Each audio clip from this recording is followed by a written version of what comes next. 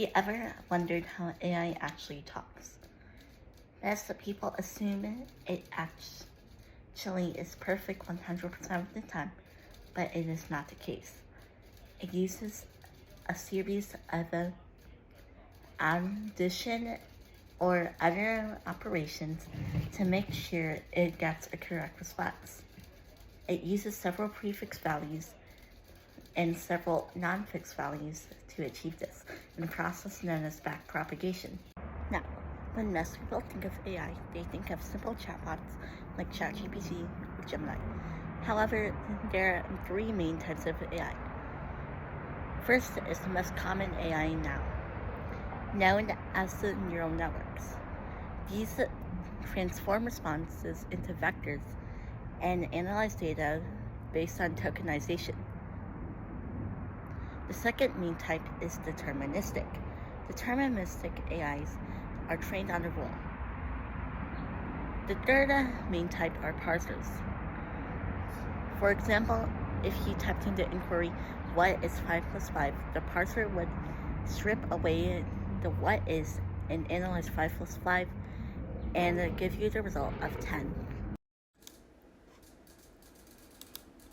To start off, our first AI type, neural network, is expressed via a chatbot that can respond freely to messages.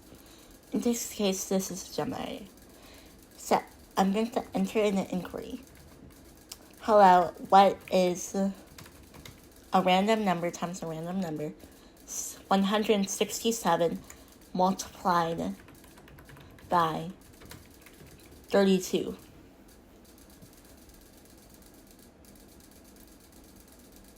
It responds with the short answer. The result of 167 multiplied by 32 is 344.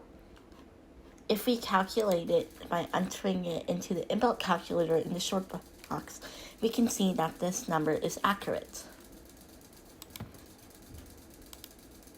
Our next type of AI is deterministic. For example, if I typed in what is 1 plus 1, it calculated a wrong answer. What is 2 plus 2? It calculated a correct answer this time.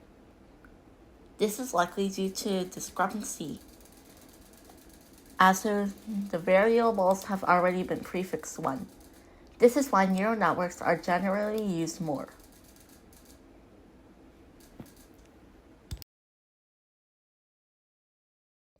To conclude why AI can respond to simple messages or more complex ones, we must understand how neural networks work. After getting something wrong, most large language models use a process called backpropagation to keep repeating the process until it gets right.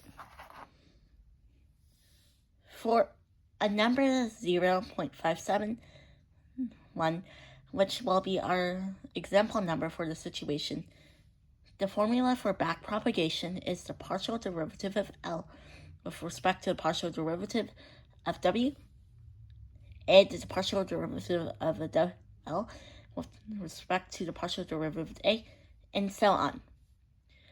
These are the derivatives of our bias factors, our sigmoids or ReLU transformations, which are essentially functions applied to our numbers.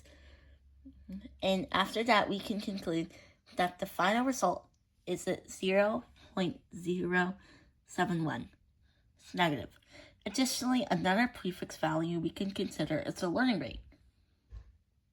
In this case, the result, if we find the learning rate subtracted from our partial derivative, is equal to 0.571, which is equal to our result.